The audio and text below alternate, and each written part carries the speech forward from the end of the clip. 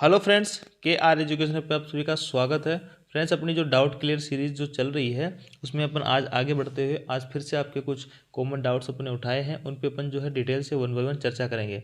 तो आगे बढ़ने से पहले जो है आप जो भी लोग चैनल पर नए हैं वो चैनल को सब्सक्राइब जरूर कर ले, ताकि ऐसे इन्फॉर्मेटिव वीडियो आपको जो है मिलते रहे। और साथ ही दोस्तों, आप सभी लोग जो है हमारे टेलीग्राम चैनल को ज्वाइन जरूर कर ले, जिसका लिंक मैं डिस्क्रिप्शन दे दूंगा।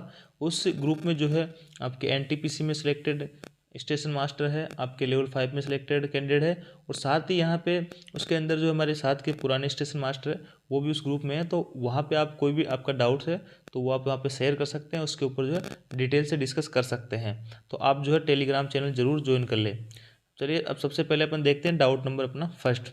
तो यहाँ पे एक दोस्त ने कमेंट कर रखा था कि सर, अगर मैं ट्रेनिंग में टॉप कर जाऊँ तो मुझे क्या फ़ायदा होगा। तो देखो, आप सभी को पता ही होगा कि आपकी जो सीनियरिटी बनेगी, आपकी जॉब के अंदर सीनियरिटी बनेगी, वो बनेगी आपकी ट्रेनिंग के रैंक के अकॉर्डिंग। आपने सीबीटी 2 में कितना स्कोर किया, साइको में कितना स्कोर किया, इससे आपकी जो है सीनियरिटी नहीं बनेगी। सीनियरिटी आपकी बनेगी ट्रेनिंग की रैंक से। तो अगर आप जो ट्रेनिंग में अगर टॉप करते हो, सपोज डेट अगर आपके जो है 150 कैंडिडेट आपके डिवीजन में है और आप यहाँ से फर्स्ट रैंक लेके आते हो, तो आप जो है अपने बैच में सबसे सीनियर हो जाओगे, और प्रमोशन की अगर बारी आएगी तो सबसे पहले आपका प्रमोशन यहाँ पे होगा। तो इसके बाद में बात करते हैं सीनियर सीसीटीसी का ड्रेस कोड क्या होता है। तो देखो, सीसीटीसी का और सीनियर सीसीटीसी का दोनों का ही ड्रेस कोड सेम होता है, और इसमें आप सभी को पता ही है 4 से 5 टाइप की यहाँ पे जॉब आती है। तो यहाँ पे आपके टीटीई के अलावा अगर बात करें सभी पोस्टों की, आपके जैसे बुकिंग हो गया, रिजर्वेशन हो गया, पार्सल हो गया, इंक्वायरी हो गया, और गुड्स कलर यहाँ पे हो गया। तो इन सभी की टीटीई के अलावा इन सभी की जो है आपके वाइट शर्ट होगी और ब्लैक पैंट होगी, यानी कि फॉर्मल ड्रेस रहेगी, वाइट शर्ट ब्लैक पैंट, और आप जो है ब्लैक शूज़ यहाँ पे पहन सकते हो। और यूनिफॉर्म के अंदर ही आपकी जो है आईडी आएगी और नेम प्लेट आपकी यहाँ पे आएगी। बात करते हैं टीटीई की ड्रेस कोड के बारे में। तो टीटी की ड्रेस तो आपने देखी होगी, वहाँ पे जो है उनका ब्लैक कोट और ब्लैक पैंट होती है, और वाइट शर्ट होती है, टाई होती है, और जो है ब्लैक शूज़ होते हैं, आईडी होती है, और उनकी नेम प्लेट होती है। ये जो है आपके टीटी की कंप्लीट यूनिफॉर्म होगी। तो इस प्रकार जो है सीनियर सीसीटीसी में सभी लोगों की जो है आपके वाइट शर्ट और ब्लैक पैंट तो जो है कॉमन ही है। बाकी टीटी में थोड़ा सा आपका जो कोट वगैरह भी आ जाता है। इसके बाद में बात करते हैं स्टेशन मास्टर को क्वार्टर किस टाइप का मिलता है। तो स्टेशन मास्टर को जो है आपके सी टाइप का क्वार्टर यहाँ पे मिलता है। ट्रेनिंग के कितने दिनों बाद मिलता है, अगर खाली ना हो तो क्या होगा। तो देखो, यहाँ पे आपको सी टाइप का क्वार्टर मिलेगा। क्वार्टर 3 टाइप के होते हैं, ए बी सी के। तो ये जो है नीचे की क्लास को मिलते हैं, और सी क्लास का जो है 4200 जीपी वाले को यानी कि स्टेशन मास्टर को मिलेगा। तो सी क्लास के क्वार्टर में आपके जो है 3 रूम सेट होंगे, और एक बरामदा होगा, हॉल भी कह सकते हो, और आपके एक किचन होगा, और लेटरिन बाथरूम, इसमें सारा कुछ अटैच ही रहेगा। तो ये सारा कुछ इसमें आपके रहने वाला है। और अगर जो है ट्रेनिंग के कितने दिन बाद मिलेगा, यानी आप जो ट्रेनिंग के बाद में जब स्टेशन पे ज्वाइन कर लोगे तो आपको नेक्स्ट डे ही, अगर क्वार्टर खाली होगा तो नेक्स्ट डे आपको जो है अलॉट हो सकता है। और अगर खाली नहीं होगा तो आपको जो है वहाँ पे वेट करना होगा, तब तक आपको बाहर कहीं रहना होगा। लेकिन ऐसी नौबत स्टेशन मास्टर को आती नहीं है, क्योंकि स्टेशन मास्टर के जो कोटे के क्वार्टर होते हैं वो मतलब फिक्स होते हैं, तो उसमें स्टेशन मास्टर को ही वो अलॉट होते हैं। इसलिए यहाँ पे स्टेशन मास्टर को जो वहाँ पे क्वार्टर आराम से मिल जाएगा। लेकिन दोस्तों, यहाँ आप सभी को जो मैं बताना चाहूँगा कि आप जो है क्वार्टर को अलॉट करवाने में जो है जल्दबाजी ना करें, क्योंकि आप जो है क्वार्टर में अगर जल्दबाजी कर लिए तो क्वार्टर में अगर कोई रिपेयरिंग का वगैरह का काम होगा, पेंट वगैरह का काम होगा, तो वो जो है हो नहीं पाएगा, उसमें काफ़ी टाइम लग जाएगा।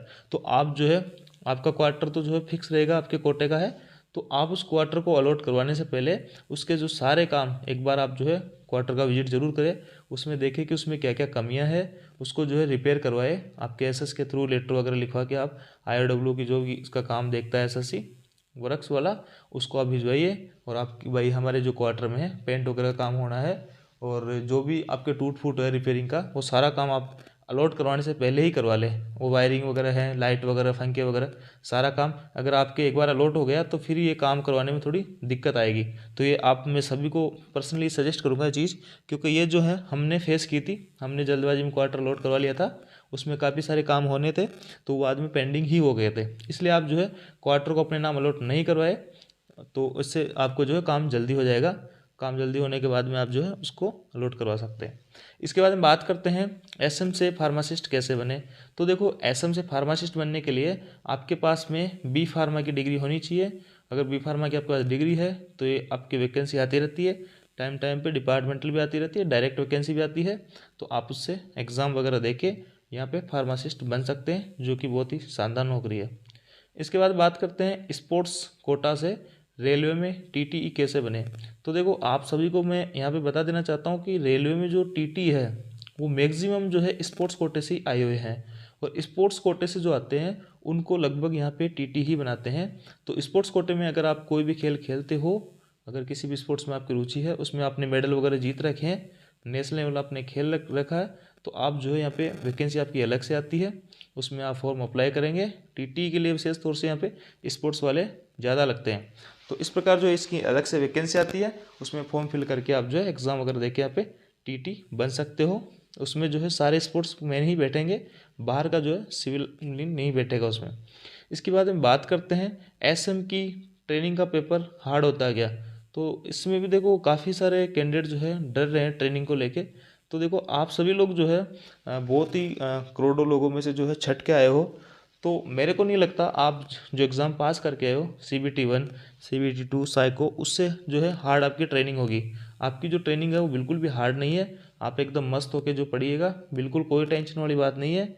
और वहाँ पे ज़रूर आपको थोड़ा ऐसा माहौल बनाया जाएगा, प्रेशराइज जैसे किया जाएगा कि आपकी ट्रेनिंग ऐसे दिखाया जाएगा कि ट्रेनिंग बहुत हार्ड है, फेल वगैरह। तो बाकी ऐसा कुछ होता नहीं है, आप सभी बड़े आराम से पास हो जाओगे, डरने की कोई आवश्यकता उसमें नहीं है। क्योंकि यहाँ पे जैसे कि जो GDC से LDC से जो बनते हैं वो थोड़े कम पढ़े लिखे होते हैं, ग्रुप डी से पहले वाले, तो वो भी वहाँ पे ट्रेनिंग पास कर लेते हैं। तो आप तो जो है डायरेक्ट RRB से आए हो, आपको तो डरने की बिल्कुल भी आवश्यकता नहीं है। तो ऐसा ट्रेनिंग वाला कोई इशू है नहीं, आपकी जो है ट्रेनिंग आराम से पास हो जाएगी। इसके बाद बात करते हैं कि क्या ट्रेन मैनेजर की पोस्ट ख़त्म हो जाएगी क्या। तो देखो, ये भी इन फ्यूचर क्या पता हो जाए, लेकिन अभी तो पॉसिबल नहीं है। क्योंकि अभी जैसे कि मालगाड़ी वगैरह जो है गुड्स है, उसमें तो काफ़ी सारे ट्रेनें जो होती है उनमें बिना गार्ड के ट्रेन को चला दिया जाता है लास्ट व्हीकल के ऊपर। इसके लिए जो है गार्ड उसको ड्राइवर को एक मीमो दिया जाता है, CT नंबर, जिस पे सिनेडियम्स आपके नंबर लिखे होते हैं, तो वो दे के उसको चलाया जाता है। तो मालगाड़ियाँ तो अभी खूब चल रही है, लेकिन पैसेंजर जो ट्रेन है उनको बिना गार्ड के चलाना थोड़ा पॉसिबल नहीं है। इसके कुछ रीज़न है, जैसे कि गार्ड का जो मेन काम होता है ट्रेन मैनेजर का, उसका पैसेंजर ट्रेन में देखना होता है कि कोई सवारी जो है लटक तो नहीं रही, कोई महिला है बच्चे को लेके या चढ़ने की कोशिश कर रही चलती ट्रेन में। तो अगर ऐसा कुछ होता है तो ट्रेन मैनेजर उस ट्रेन को रुकवाता है और पैसेंजरों को बिठा के, मतलब एक तरह से उसको पैसेंजरों की सेफ्टी देखनी है। अब जब मान लो अगर पीछे ट्रेन मैनेजर नहीं होगा गाड़ी के अंदर, तो फिर लोको पायलट को पता नहीं लग पाएगा, अगर गाड़ी चलाएगा और कोई कल को दुर्घटना हो सकती है। इसलिए आपकी पैसेंजर और मेल एक्सप्रेस ट्रेनों में जो है गार्ड की थोड़ी आवश्यकता है, बहुत ज़्यादा है। इस वजह से यहाँ पे अपन कह सकते हैं कि ट्रेन मैनेजर की पोस्ट जो फिलहाल ख़त्म नहीं होगी। हाँ, इन फ्यूचर अगर जापानी टेक्नोलॉजी आ जाती है कि ट्रेन चलने से पहले सभी के दरवाजे जो है कोचों के दरवाजे बंद हो जाएंगे, तो इससे एक सेफ्टी हो जाएगी कि सभी लोग जो है अंदर बैठ गए हैं, बाहर कोई नहीं लटक रहा और जो है चलती ट्रेन में चढ़ने की कोशिश भी कोई नहीं कर रहा।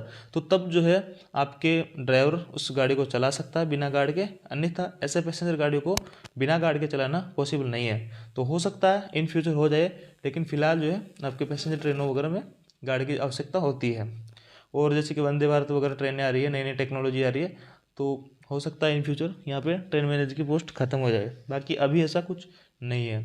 इसके बाद बात करते हैं एसएम का मंथली OT और नाइट ड्यूटी अलाउंस कितना बन जाता है। तो देखो भाई, ये तो आपकी उसके ऊपर डिपेंड करेगा कि आप जो है यहाँ पे ओवर टाइम मतलब कितने दिन करते हो, और ये बात डिपेंड करेगी आपके स्टेशन पे जो है स्टाफ की कमी कितनी है। स्टाफ की शॉर्टेज होगी तो ही आप जो है ओवर टाइम वहाँ पे कर पाओगे। अगर आपका स्टाफ फुल है तो आप ओवर टाइम कैसे कर पाओगे, आपकी मन की मर्जी से जो आप ओवर टाइम नहीं कर पाओगे वहाँ पे।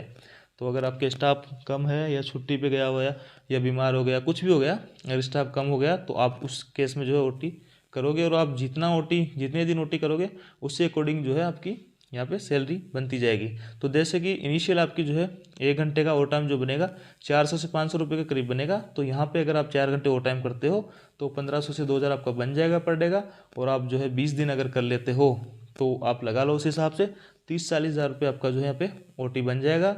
और नाइट अलाउंस आपका जो यहाँ पे बनेगा 4 से 5 हज़ार रुपये आपका नाइट अलाउंस यहाँ पे बन जाएगा। तो इस प्रकार जो है अगर ये प्रॉपर ओटी और नाइट ड्यूटी अलाउंस चलता रहे तो यहाँ से आपसे जो है 35 से 40 हज़ार जो है आप एक्स्ट्रा आपकी सैलरी बन जाएगी।